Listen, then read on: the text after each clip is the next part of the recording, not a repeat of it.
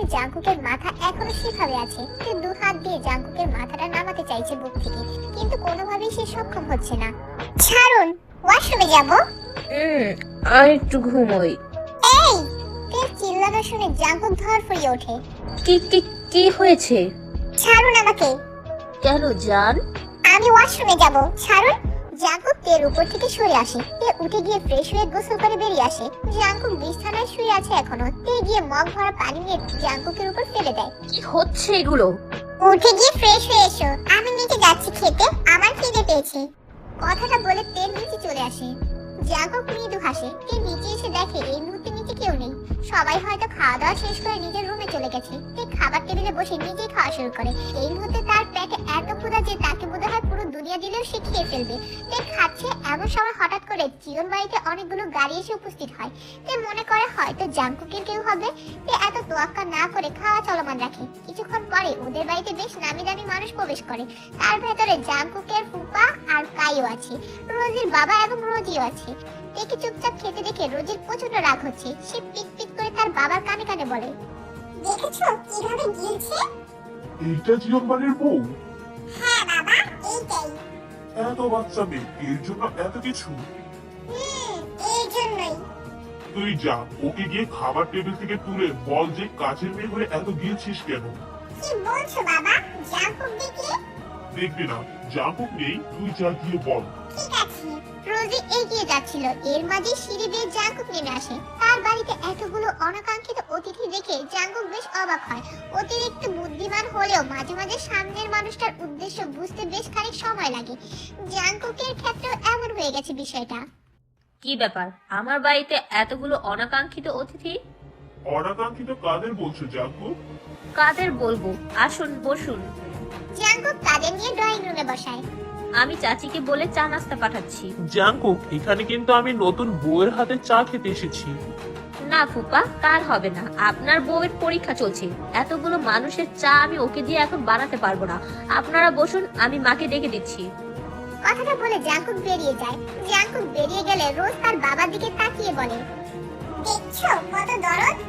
এত সময় তাই চুপ ছিল, একটা কথাও বলেনি। তবে রোজের কথা শুনে সে এবার মুখ খুলে।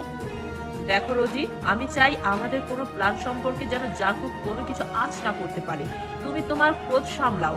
ঠিক আছে, বললাম না। হ্যাঁ মা, তাই ঠিক কথা বলছি, তুই বেশি কথা বলছিস। রোজি চুপ হয়ে যায়। জাঙ্কুক বাইরে এসে কাউকে ফোন করে। অপর পাশ থেকে কেউ বলে ওঠে, হ্যাঁ বল। হেল্প লাগবে ভাই। জাঙ্কুক, হেল্প লাগবে এটা ফোন করে বলছিস? হ্যাঁ, আমার বাড়ির চতুর্পাশে পাহারা বসা, গ্রামে ঢোকা আর বের হওয়ার প্রতিটা রাস্তার চেকপোস্ট বসা।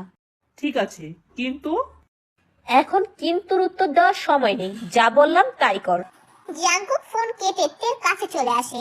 খাবার শেষ করে তে প্লেট ধুচ্ছিল। এমন সময় জাঙ্কুক হাত ধরে বসে।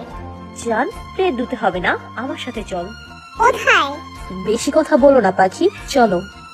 জাঙ্কুক এক প্রকার কোলে করে তেকে রুমে নিয়ে আসে। পরশুদিন তোমার অঙ্ক পরীক্ষা, মন দিয়ে অঙ্ক করো। ঠিক আছে, কিন্তু? কোনো কিন্তু এখন নয়, আমি যতক্ষণ না বলবো বাহিরে যাবে না। ঠিক আছে। জাঙ্কুক বাহিরে চলে আসে। মাকে ডেকে বলে সবার কথা। মিসেস জিন তাদের আপ্যায়ন শুরু করে। রোজি মিসেস জিনের সাথে হাতে হাতে কাজ করছে। আরে মা, তুমি যাও, বসো, মেহমান এসেছে, এসব করতে হবে না। যে বলেন না কি, আপনার ঘরের বউই তো মেহমান হয়ে বসে আছে। কারণ না কারণ তো জায়গা দখল করতেই হবে। ক্ষমতা এত সোজা নয় মিস রোজি। জাঙ্কুকের কথায় রোজের মুখের হাসিটা উড়ে যায়। ক্ষমতা সোজা নয়, এটা তোমাকে কে বললো জাঙ্কুক? আমাকে কারোর বলে দেওয়া লাগে না রোজ। রোজ হাসে। সে হাসির মাঝে লুকিয়ে আছে হাজার রহস্য। কাই ফোন নিয়ে ঘাটাঘাটি করছে। এর মাঝে মিসেস জিন বলে ওঠে, সমস্যা কি কাই? খাবার রেখে মোবাইল দেখছিস? আসলে মামি, কিছু গুরুত্বপূর্ণ কথা। কতই বা গুরুত্বপূর্ণ। যাই হোক, তুই ছুটি পেলে কিভাবে? কেন মামি, আমাকে দেখে খুশি হওনি? না, বিষয়টা নয়। আসলে কি মামি? খা তোরা, আমি আসছি। মিসেস জিন রান্নাঘরে চলে আসে। কাই মামি যার দিকে তাকিয়ে আছে। সবাই জানে একটা ষড়যন্ত্র করা হচ্ছে, কিন্তু কাই যে ঠিক কি সাংঘাতিক ষড়যন্ত্র করছে তা কেউ আন্দাজ করতে পারবে না। জাঙ্কুক রুমে এসে দেখে অঙ্ক করতে করতে তার মহারানীর চোখে ঘুম নেমে এসেছে। জাঙ্কুক তের কাছে গিয়ে তেকে জড়িয়ে ধরে নিজের কাছে নিয়ে আসে। হঠাৎ করে জাঙ্কুকের টান খেয়ে তে ভেবাচাকা খেয়ে যায়। কি হয়েছে?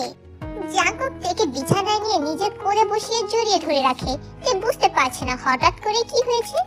কি হয়েছে বলা যায়? আমি কি আমার বউয়ের কাছে কিছু না হওয়া ছাড়া আসতে পারবো না? আর তাছাড়া কাছে না আসলে কিছু হবে কি করে জান? তের গাল দুটো লাল হয়ে যায় জাঙ্কুকের কথা শুনে।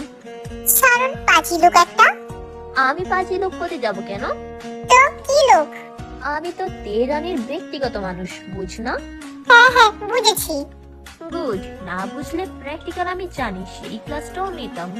ছাড়ো, আমি ঘুমোবো এখন। জাঙ্কুক তেকে শুয়ে দেয়। তে কপালে গালে চুমু খায়। এমন সময় হঠাৎ করে বাইরে শোরগোলের শব্দ শুনে জাঙ্কুক তেকে রেখে রুমের বাইরে আসে। মিসেস জিন দৌড়ে জাঙ্কুকের রুমের দিকে আসছিল। মা, কি হয়েছে? জানি না বাবা, দেখতে কি হয়েছে। মা, তুমি তের কাছে যাও, ওকে রুম থেকে বের হতে দিও না, তুমিও বের হবা না। কথাটা বলে জাঙ্কুক বেরিয়ে আসে। বাইরে কিছু লোকের সঙ্গে জীবন বাড়ির দেহরক্ষীদের তুমুল ঝামেলা হচ্ছে। জাঙ্কুক বিষয়টা বুঝতে না পেরে সবার সামনে গিয়ে চিল্লে ওঠে। এখানে কি হচ্ছে? জাঙ্কুকের কথা শুনে সবাই চুপ করে গেলেও হঠাৎ করে পাশ থেকে দুটো গুলি জাঙ্কুকের বলিষ্ঠ বাহুকে ছিদ্র করে ফেলে। নিচ থেকে সবাই এই দৃশ্য দেখে এত বেশি ট্রমার মধ্যে চলে গিয়েছে যে তারা বুঝতেই পারেনি বিষয়টা ঘটেছে কি। জাঙ্কুক কিছুক্ষণ পরে যখন মাটিতে লুটিয়ে পড়ে তখন তার দেহরক্ষীদের মধ্যে একটা বৃদ্ধ চাচা চিল্লিয়ে ওঠে। জাঙ্কুক বাবা! ওনার চিল্লানো শুনে ভেতর থেকে সবাই বেরিয়ে আসে।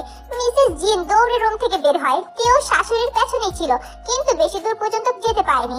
এর আগে কেউ তার মুখে রুমাল চেপে ধরে। জীবন বাঁচাতে ছটফট করলেও কিছুক্ষণের মাঝেই কে তার জ্ঞান হারায়। থেকে নিজের বাহুডোরে শক্ত করে আবদ্ধ করে নেয় লোকটা এবং জীবন বাড়ির পেছনের দরজা দিয়ে বেরিয়ে যায়। জাঙ্কুকের উপর গুলি হওয়ার সঙ্গে সঙ্গে দেহরক্ষীগুলো নিজেদের রাইফেল বের করে শুট করা শুরু করে।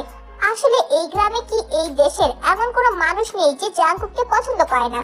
এমত অবস্থায় তার শত্রু কেই বা হবে, কেই বা এমন কাজ করতে পারে। এটা এতটাই দ্রুত হয়েছিল যে বিষয়টা কেউ বুঝে উঠতে পারেনি। মিসেস জিন ছেলের এমন অবস্থা দেখে নিজেই জ্ঞান হারায়। তবে জাঙ্কুককে দ্রুত হাসপাতালে শিফট করা হয়। তাই পিছন থেকে এসে বলে, আরে আরে কি হচ্ছে এসব, পুলিশে ফোন করো। রোজি রক্ত চোখে কায়ের দিকে তাকিয়ে আছে। তাই রোজিকে উপেক্ষা করে জাঙ্কুককে নিয়ে দ্রুত হাসপাতালে চলে যায়। মিস্টার আরেন চারদিক নাড়িয়ে ফেলেছে। তার ছেলের উপর তারই বাড়িতে এসে গুলি করে এমন সংস্কার। সিচুয়েশন এতটাই হাতের বাইরে চলে গিয়েছিল তখন কারোরই কিছু করার ছিল না। ইতিমধ্যে জেহব সাহেব এবং আই বেগম হসপিটালে পৌঁছে যায়। জেহব সাহেব মিস্টার আরেনের দিকে এগিয়ে যায়। শান্ত হন বেয়াই, সব ঠিক হয়ে যাবে। ভেঙে আমি পড়িনি বেয়াই, কিন্তু আমার ছেলের উপর এত বড় দুঃসাহস কে দেখালো? নামজনের কথায় আই বেগম উত্তর দিলেন, সব নিশ্চয়ই দ্রুত ঠিক হবে। বলছিলাম যে আপা। আয়ু আপা বলুন। আমি বুঝতে পারছি না আমার তে কোথায়। মিসেস জিনের মাথায় এবার ভাঁজ ভেঙে পড়ে। এত সময় যে তের কথা মাথায় ছিল না। এই তো আমার সাথেই ছিল, আমার পেছনে। জিন, তুমি কি বলছো? তোমার সাথে কোথায় ছিল তে? আমি তো দেখলাম না। মিস্টার আরেনের কর্কশ কণ্ঠ শুনে মিসেস জিন কেমন দিশেহারা হয়ে গেছে। সত্যি তো মেয়েটা তার সাথেই ছিল। এত সময় ছেলের সুরকে তার তের কথা মনেই ছিল না। হ্যাঁ, আমিও তেকে দেখিনি একবারও। কথাটা তাই এগিয়ে এসে বলে। কথাটা শুনে আলী বেগম শব্দ করে কেঁদে ওঠে। জাঙ্কুকের আব্বু, আমার ছেলের এই অবস্থা। তুমি দ্রুত আমার বউয়ের খোঁজ করো, দেখো ও বাসায় আছে কিনা। জিন, আমি তোমাকে নিয়ে আর পারলাম না। এইটুকু খেয়াল রাখতে পারোনি? জিহব সাহেব আর মিস্টার আরেন দ্রুত বেরিয়ে যায়। বাড়িতে খুঁজবেন, না হলে পুলিশ কেস করবেন। চতুর্দিকে এই মুহূর্তে বিষণ্ণতার ছাপ। সবাই কান্না করছে। এক মুহূর্তের মাঝে কি হয়ে গেল। রোজ মিসেস জিনের কাছে গিয়ে মায়া কান্না জড়াতে চাচ্ছিল। আন্টি তুমি কেঁদো না, দেখো জাঙ্কুক ঠিক সুস্থ হয়ে যাবে। জাঙ্কুক খুব শক্ত একজন মানুষ। রোজ মা, আমার মাথাটা না একদম ঠিক নেই। তোমার এই মায়া কান্না তুমি অন্য কাউকে গিয়ে দেখাও। মিসেস জিনের এমন সোজা উত্তরে রোজের ভীষণ রাগ হয়। তবে কিছু না বলেই উঠে আসে। রোজ কায়ের হাত ধরে টেনে নিয়ে আসে ফাঁকা জায়গায়। কি ব্যাপার? হ্যাঁ, সমস্যা কি তোমার? জাঙ্কুকের উপর গুলি কেন চালিয়েছো? কি করতাম তা না হলে? জাঙ্কুক ঘায়েল না হলে তেকে সহাতে পারতাম। তুমি আগে এসব কথা বলোনি। তোমায় বললে সমস্যা হতো, তাই বলিনি। দেখো কাই, জাঙ্কুকের যদি কিছু হয় তোমায় আমি মেরে ফেলবো। আর ওই থার্ড ক্লাস মেয়েটা কোথায়? তোমায় কেন বলবো? বলবা না মানে? জলদি বলো, ওর সাথে আমার কিছু হিসাব আছে। এখন হিসেবে চিন্তা করলে তুমি আগে ধরা খাবে। জিন আন্টিকে কাঁচা মানুষ ভাবলে ভুল করবে তুমি। আমার মামি আমি জানি, গর্তের সব লেজ ধরে টেনে বের করবে। কথাটা বলে কাই সেখান থেকে চলে যায়। তবে কায়ের মুখেও গভীর একটা চিন্তার ছাপ। তবে সেই চিন্তা কিসের? তার অনুযায়ী তো সব কাজ চলছে। ডাক্তার দীর্ঘ সময় পর বের হয়। মিসেস জিন দৌড়ে যায়। কি হয়েছে ডাক্তার? চিন্তা করবেন না মিসেস জিয়ন, জাঙ্কুক সুস্থ আছে। সময় মতো না আনলে হয়তো বিপদ হতো। আমার ছেলে জ্ঞান এসেছে। আসবে কিছুক্ষণের মাঝেই। দেখা করতে পারবো? হ্যাঁ পারবেন। মিসেস জিন দৌড়ে কেবিনের ভিতরে যায়। জাঙ্কুক এখনো চোখ বুজে আছে। মিসেস জিন জাঙ্কুকের কপালে চুমু খায়। আব্বু ওঠ, আর কত ঘুমাবি? মায়ের চোখের পানি কপালে পড়তেই জাঙ্কুক চোখ খুলে তাকায়। মা, বাবা কেমন লাগছে এখন? মা, তে কোথায়? বাবা এইসব সহ্য করতে না পেরে জ্ঞান হারিয়েছে। ও ঠিক আছে, তুই রেখে নে। মা, ও কেমন আছে, কোথায় আছে? আমাকে নিয়ে চলো সেখানে। বাবা উত্তেজিত হোস না, ওকে আমি তোর কাছে আনবো। প্লিজ শান্ত হ।